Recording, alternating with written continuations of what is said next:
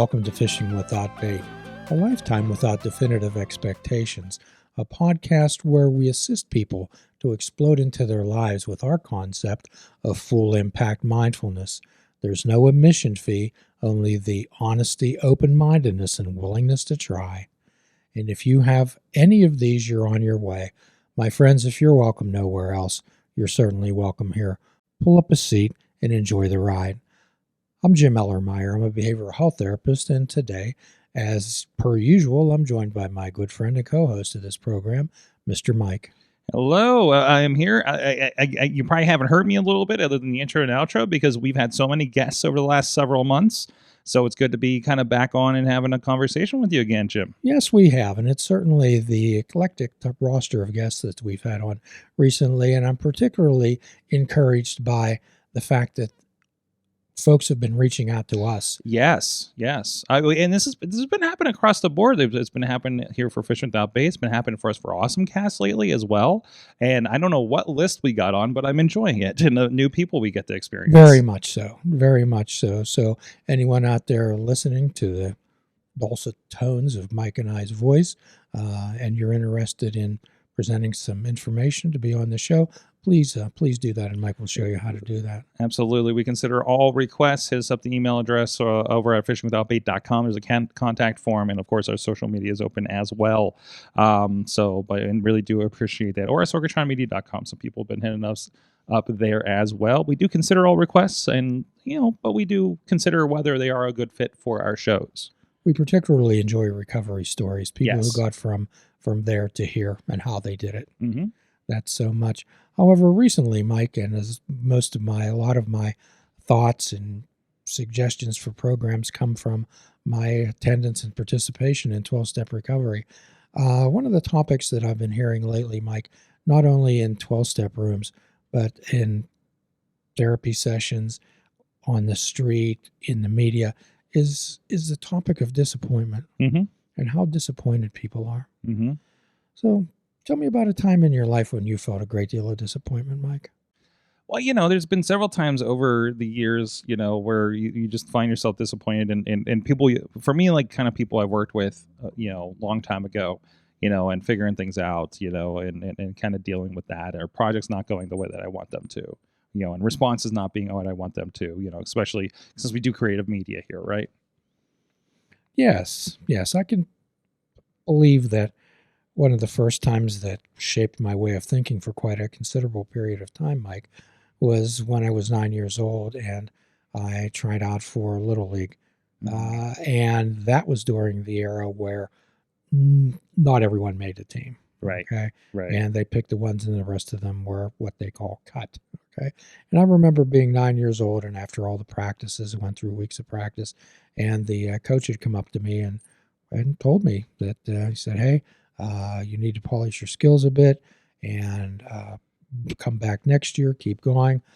This isn't an indictment on you." And he prefaced it by saying, "I understand if you're going to hate me." Mm-hmm. And saying that, however, there's other players on the team that deserve the spot right now. Mm-hmm. And I kept the stiff upper lip, but I was 9 years old, and when I got home, I was crushed. I was destroyed. It's hard to take that, right? Especially at that young age. You're still learning how to process those kinds of things. I sat in my bed and I cried and cried and cried. Mm-hmm.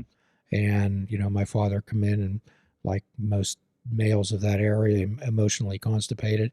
The only acceptable emotion that a male could show back then was anger. Mm-hmm. Mm-hmm. And so he expressed his anger at the coach. "I'm going to do this. I'm going to do that. I'll go see him." And I begged him not to. And No. It was, and which is also, that was an emotional response for him as well, right? absolutely. How dare you not accept my child? Yes. That was deep hurt, and it shaped my way of thinking for many years, Mike. I decided that night that I was never going to allow myself to hurt like that again. And so I developed the attitude of, I don't care. And sometimes disappointment can lead to that. You develop defense mechanisms. Mm-hmm. And one of them is, I don't care. Mm-hmm. Or acting out, whatever way that do. So as a child, I wasn't taught to approach a situation and look at it from back rather than a front. And today I call that inside out thinking rather than outside in thinking. Mm-hmm. So if I was able to outside in, and that disappointment, Mike, was based on expectations. Mm-hmm. You're like, why wouldn't I get into this, right? I fully expected to be on that team Mm-hmm. without even the possibility that it did exist, that I wouldn't be able to make that team. Mm-hmm. So this is the way most disappointments occur, because we have expectations of something that is going to occur. Mm-hmm. And the person, place, thing, or situation does not live up to those expectations. Right. I'm sure that even on some of your shoots, maybe in the past, you've had expectations and they weren't fulfilled. That is true. You'll show up and say, this is not what we talked about. This is not what we expected, and I mean, to the credit of me and the team, and we are very good at adapting to that, and not expecting 100% when we come onto a site, and say, okay, we're going to get there and we'll figure it out. That's what we're good at. As most of the people, when I talk to them and I explain therapy school to them, one of the concepts that we're taught is to never tell anybody that it's going to be okay. Or that it's going to be all right. I explain to people I would be the world's worst therapist if I told you that this was going to turn out okay. It's a setting an expectations. I have things where I will show up and do one of these MMA pay-per-views, and they're like, can we do this, this, and this? And I'll say, well, we were not prepared to do that. That's a new request. We will do the best we can to fulfill that.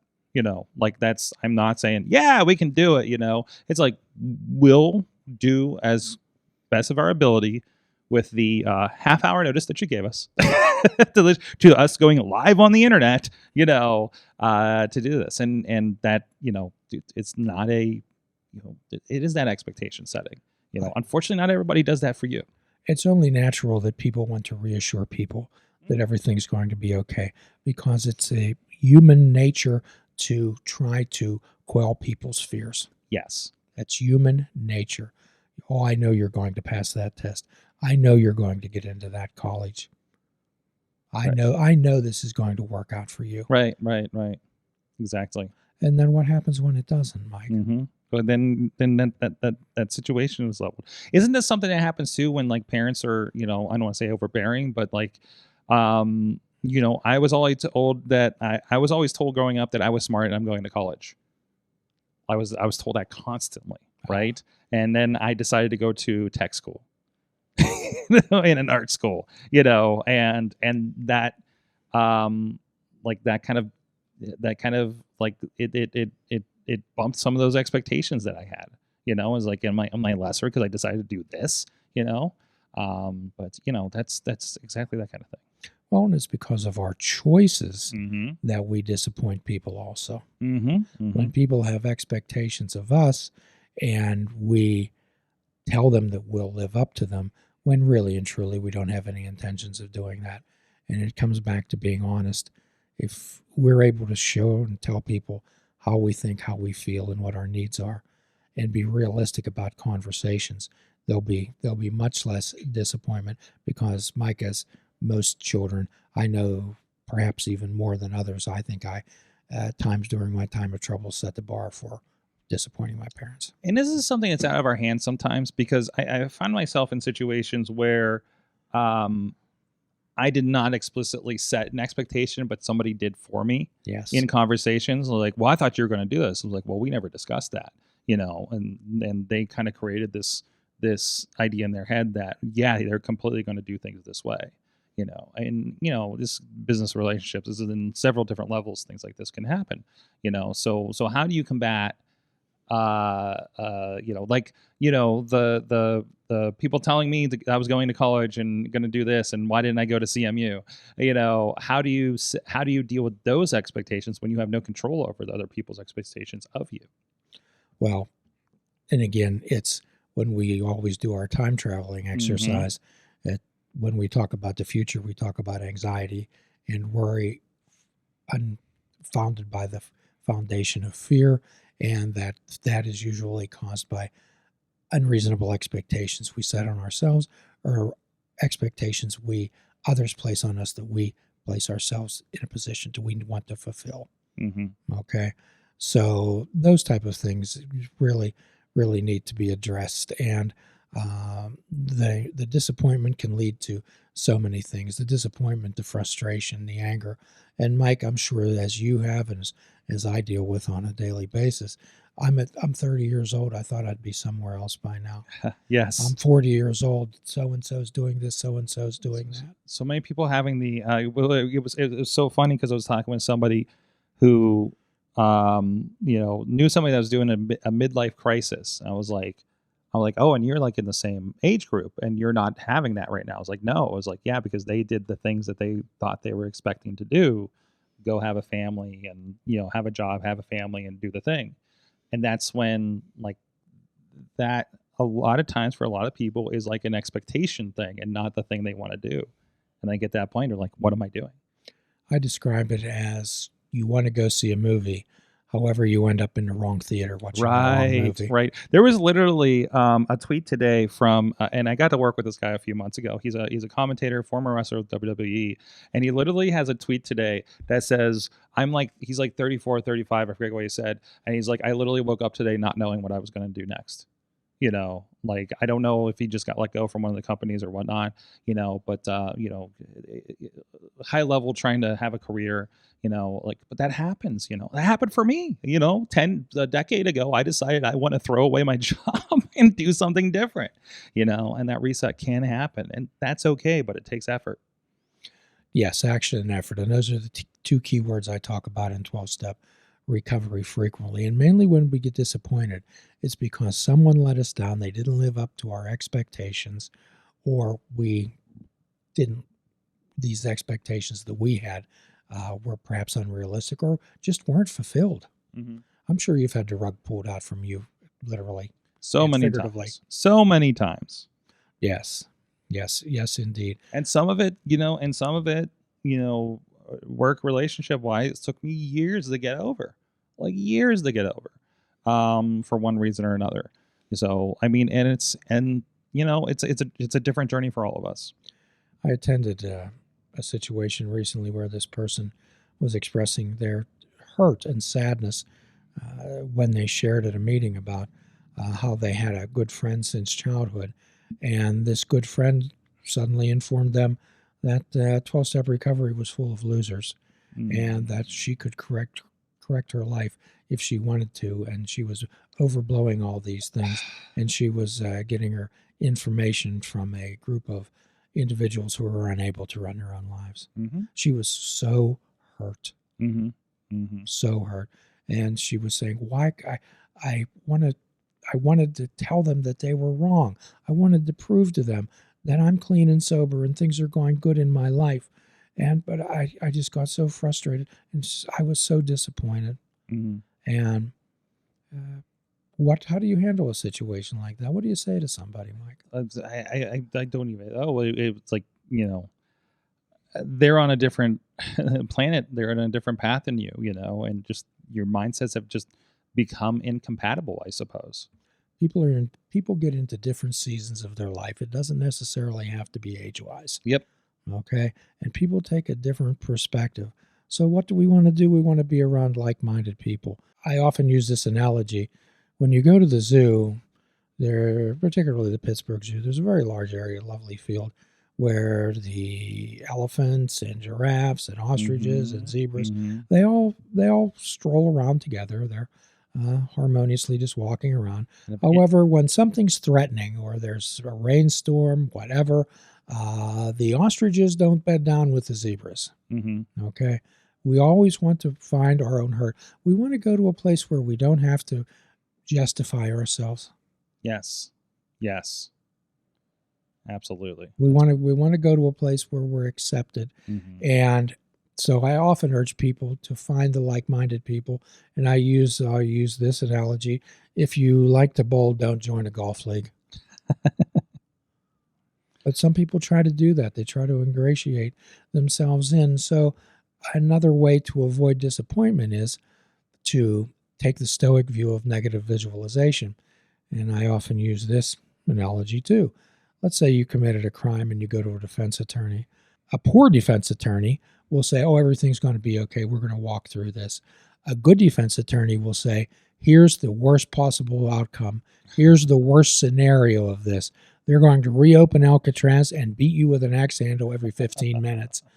And he's going to say, then that he or she is going to say, now here's the realistic possibility of that happening. Mm-hmm. And then they're going to say, here's how we're going to be proactive to avoid that happening. Mm-hmm. Mike, we always have to have a plan B. Do you have backups to your equipment when you go out on the road? Absolutely. Hell, even this very show, we had something that went sideways here in the studio. Yes. But we have another way to record the show, and we're doing that now. And hopefully you're seeing it, and it's just fine. Well, and again, when we're disappointed, I always ask people not to ignore it, Mm-hmm. but to grasp it and be disappointed and feel that hurt. However, then ask yourself, okay, what didn't work? Mm-hmm. And rather than focus on how we didn't work, how can we work? What can we do? How can we make things right? Absolutely. I'm not interested in talking about how we can't do things, Mike. I'm more interested in how we can. And we learn valuable lessons about so-called friends. Mm-hmm.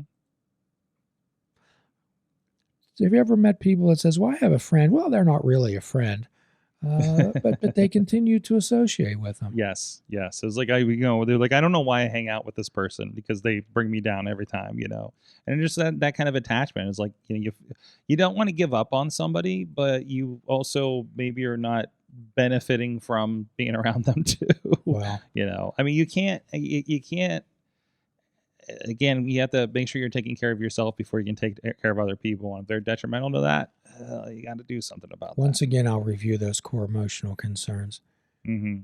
If a person isn't willing to understand you, to listen to you, to respect you, to treat you as an equal, to give you the benefit of the doubt or the freedom to decide, I would like you to re-examine your friendship with that person. Mm-hmm.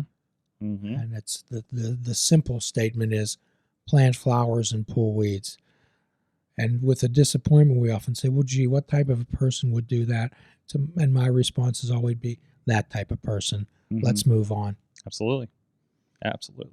When Mr. Rogers addressed this issue quite often, and what he always said was,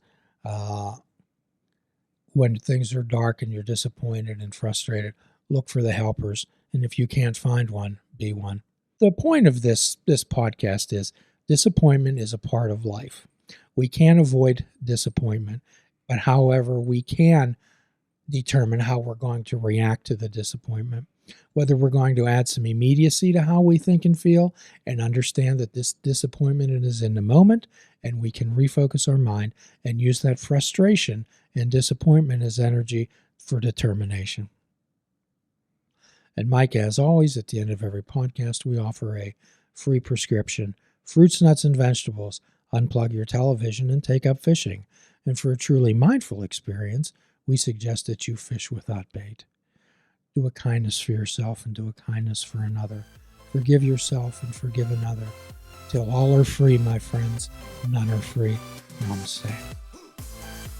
Please check out our website at fishingwithoutbait.com, where you can listen to the show, comment on our discussions, and find out where you can subscribe to our podcast. If you're interested in flying the colors of fishing without bait, click the shop icon on our website. We have clothing, mugs, cell phone cases, and so much more. Show the world that you fish without bait. This show is a member of the Sorgatron Media Podcast Network. Find out more at sorgatronmedia.com.